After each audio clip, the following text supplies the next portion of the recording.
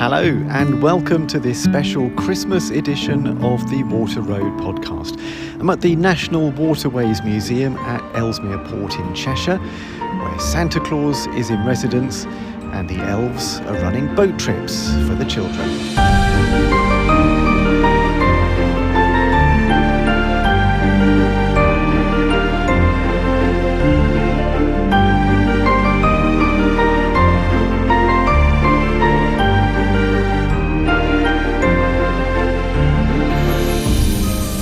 So, Mrs. Claus, I reckon you must have the most important job here today because you're not only looking after the children, but you're looking after Santa himself, aren't you? I'm very, very busy today. There's lots of excited children got on the boat. When they get back, we shout, "Are you ready, Santa Claus?" And hopefully he's finished playing with the reindeer, he's tied them all up safely, and he's sitting in his armchair waiting for the children to have their presents. And of course he will be, because you'd have sorted him out, won't you? Well, I'd hate to say anything about men who are quite slow at times, but Father Christmas is getting a little old, and you do have to chivvy him along at times, and he loves his cup of tea. But he will be ready. His beard is trimmed and sparkling. He's got his hat ready to put on. Reindeers are looking stunning. And yes, he's going to be ready for the first children off the boat. And are they usually quite excited when they get off the boat? Oh, bubbling, absolutely bubbling. They can't wait to get through the curtain. We have to slow them down. And then they go in and their eyes just pop because the grotto looks exciting and lovely. Some of them are a bit spellbound. Grannies and granddads love it because they're remembering all the times they went to see Father Christmas. Mummies and daddies are making sure that the children really enjoy it. It's just exciting for everybody, including me. I really love it. It's really good. And as Mother Claus coming from the North Pole just once a year to meet all these wonderful children, it's really, really fun. So it must be quite important, the museum here, to Santa and to you, for you to spend such a lot of time here. Well, we've traditionally had Santa here for many years now, and the idea of he comes here is known in the neighbourhood, and with thanks to all the social media, then of course he's known far and wide. Lots of Santas, but we think we've got the best by far. We've certainly got the only boat ride, haven't we? And in other times of the year, I mean, have you been to the museum before, Mrs. Claus? Well, yes, of course, because in the summertime, when I'm not needed to help make the presents, I come down and I like to go and have a look at the cottages. There are 4 of them. They're in different time zones, so they hark back to when the port was really, really busy, because of course it wasn't Ellesmere Port until the canals came. It was a little village.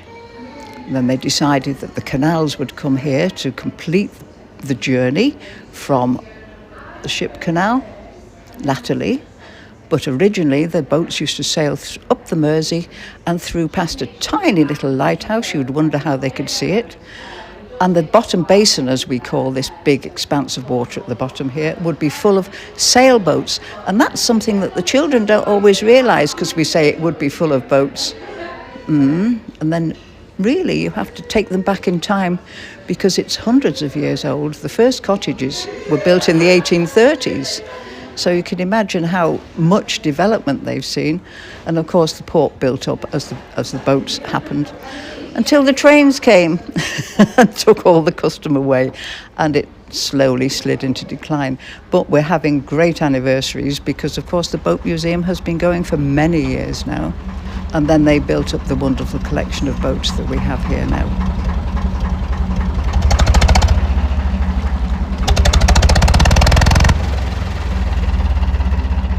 So Nigel, you're one of the skippers of the boats, and Yes. I gather you do the trips all year round. We do. The Christmas ones must be a bit special. Well, they are, because Christmas time is a special time anyway. So and we try to make it fun for the kids, and also the parents as well, because they all because last trip we had 3 kids and 9 parents, so everybody enjoys it. And Amelia's very good at getting them all singing and stuff like that. So it's good fun. Are they the noisiest trips of the year? Yes, without a doubt. But we don't mind that.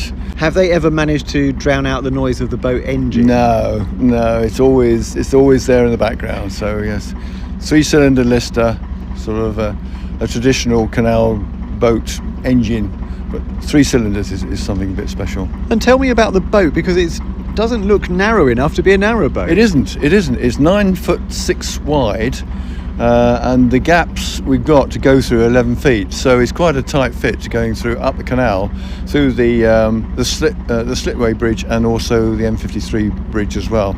So why is this boat that width then? It was built here actually, over in the boatyard over there, 1970s, probably 80s. I'm not quite sure when. It was built for this situation, and then because originally it could take 60 passengers, and that brings in all sorts of requirements, insurance and registration and stuff like that. So we're now running it with volunteers with a maximum of 12 passengers. So it's quite big for that number of passengers, but there's plenty of space there for them to create havoc. Because you'll have to have your proper licence, don't you? We do. So if you want to helm a boat, you have to go through a helmsman's CATS certification process. And what's the most difficult bit of the trip? Is it getting through the bridges, or is it turning round at each end? It depends on the weather. Today, there's not a breath of air, so turning and winding is quite easy. So the most difficult bit is the going through the bridges. When it's windy, the northwesterly wind coming straight through there, straight off the Mersey, straight off the Irish Sea, that can be a bit naughty. Or like it was on yesterday, it was a southeasterly wind, and that created all sorts of problems winding at the top end. So yeah. But you enjoy the challenge? Oh gosh, yes. And even in the back, we've got everything ready. Yeah. Are we ready to just one verse of We Wish You a Merry Christmas? Are you ready? 3, 2, 1. We wish you a Merry Christmas. We wish you a Merry Christmas. We wish you a Merry Christmas and a Happy New Year. So Father Christmas, you're all geared up for the arrival of the kids then, are you? Oh yes, every year I do this. And it's so brilliant to see the kids coming in. And how excited are they usually? Oh, they're very excited when they get off the boat. They've been on there with a few hours and they're wound up, appropriately wound up. And they're very joyous, and they come up along shrieking, and they can't come through the curtains quick enough. And have you noticed that kids always ask for particular things from you? They're usually primed by their parents as to what they're likely to get, which is really nice, because then they get what they want. They come in and they select a present, and then they come and see me and show me the present. And I sort of ceremoniously present it to them. So Ellesmere Port must be quite important to Santa then, as you're spending a lot of time here. This museum is very important to me. Well, I'm not doing Santa, then I'm on one of the boats. I got my wide beam boat certificate 2 years ago. We went out a few years ago and it was iced up, and I was at the front of the boat with a great big pole smashing the ice so we could take the kids up and down the canal. Do you want to tell me what you've been doing? Singing song. Did you bring a little sleep? Should we see? Should we shout? Yeah. So on the count of 3, we have to shout, "Are you ready, Santa Claus?" Okay? Loud, but deaf. 1, 2, 3. Are you ready, Santa Claus?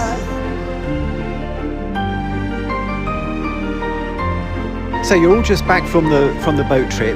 What did you make of it? It was very good. Yeah, singing and everything. Wonderful. Did you manage to find all the things that the elves had lost? Yes, we found them all. Yeah, the bells and everything. Yeah, and the lights. Couldn't spell all of them, but that's okay. We sort of found them. I suppose you probably enjoyed it because you remember doing this sort of thing years ago. You're right. Yes. Oh, wonderful. In a few moments, we'll be hearing memories of Christmases afloat from some boating friends. But first I wanted to say thank you for making the first series of The Water Road such a success. I really do appreciate you listening, following and sending your comments. The podcast will be taking a break until the spring, so please make sure you follow or subscribe depending on where you get your podcasts from, so you'll be alerted when the new series starts in March. But now back to Christmas and stories of the festive season on the cut. Hello Adam, this is Pip from Narrowboat Oleana. My Christmases tend to start far earlier than most people's. I'm a theatre designer, and over the last few years I've designed the scenery for the pantomime at the theatre Chipping Norton. My Christmas prep tends to start early, around late spring, early summer. It's quite odd being in the depths of panto when there's a heat wave going on outside the boat. During October, rehearsals happen. For the first few years we'd move Oleana down onto the South Oxford Canal. I'd head off to do a week's work in Chipping Norton, painting scenery and sorting props. And then on a Saturday evening, I climb on a bus and head to find the boat somewhere between Oxford and Banbury. After 4 weeks of rehearsals, the show opens, and excited audiences take over the building, laughing, shouting, booing and singing along with the actors. I just hope that I haven't peaked too soon, as there's still another 4 or 5 weeks to go before the big day. And here's hoping that Father Christmas finds us wherever we're moored, because we don't always know where we're going to be moored for Christmas. This is Chris here off the Narrowboat Empire. I thought I'd just share a memory from about, a Christmas memory from about, would you believe, 50 years ago, 1975 actually. But I was on my boat, my first working boat, a large Woolwich boat called Epsom. And it was my first Christmas on my own. I wasn't altogether alone, I was with my doggy, Edward, and a big Dalmatian I had with me for 14, 15 years. Right opposite where I was moored at the junction at Bar Bridge, there's a pub called the Jolly Tar. Gone now, long gone. I think it's been replaced by houses. When I was moored there, and as the evening progressed, more and more lively, joking and laughing, and generally enjoying themselves, because it was, after all, Christmas Eve.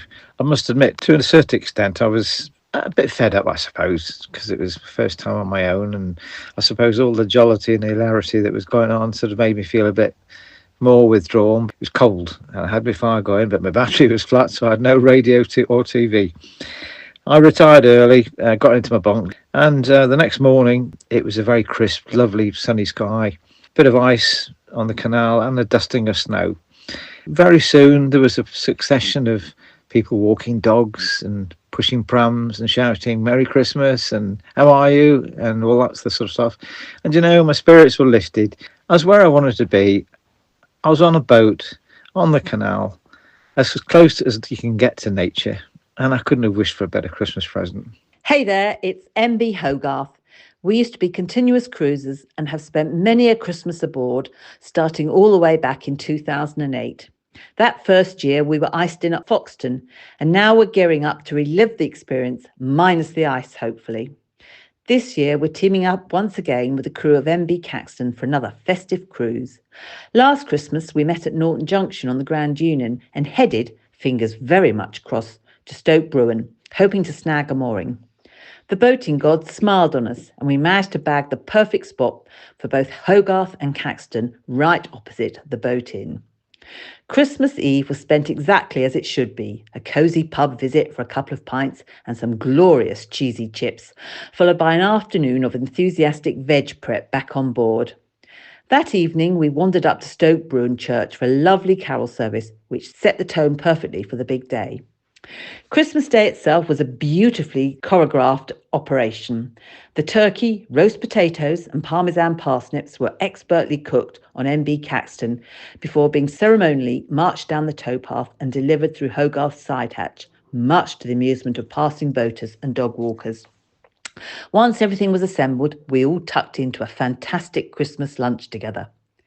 The afternoon was reserved for the new Wallace and Gromit, Vengeance Most Foul, complete with its high-speed narrowboat chase, followed by card games as the light faded. It was MB Caxton's first Christmas aboard, and the fact they're eager to do it again this year tells you everything you need to know. Hi Adam, it's Mick from Oleana. We spent a winter on our first boat, Lily Ann, on the Macclesfield Canal and Peak Forest Canal. During the week before Christmas, we went to the wedding of my niece in Rochdale. And after that wedding, lots of family had rented a holiday cottage nearby to Bugsworth Basin. On Christmas Day, it was Pip's 50th birthday. So her family rented another holiday cottage in Bugsworth itself. So we had a lovely few days with them. We had Christmas dinner in their holiday accommodation. We had planned to leave Bugsworth Basin a few days after Christmas because our time there was up. As we were preparing to leave, a friend of ours on narrowboat Bleasdale turned up. We'd first met Heather on Bleasdale at Little Venice in London. We didn't know her cruising plans, and then there she was, and she said, "Oh, you must stay. We're having a New Year's Eve party on board the old historic boat, narrowboat Tench, which was owned by her friend." And so we stayed there for New Year as well. We had a lovely New Year's Eve in the hold of Tench.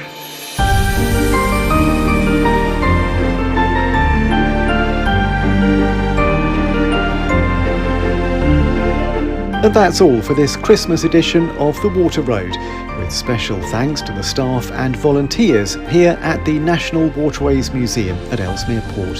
The podcast is produced and presented by me, Adam Porter. Don't forget that all previous episodes are always available to listen to. We'll be back with Series 2 in the spring. Thank you for listening to The Water Road, and Merry Christmas.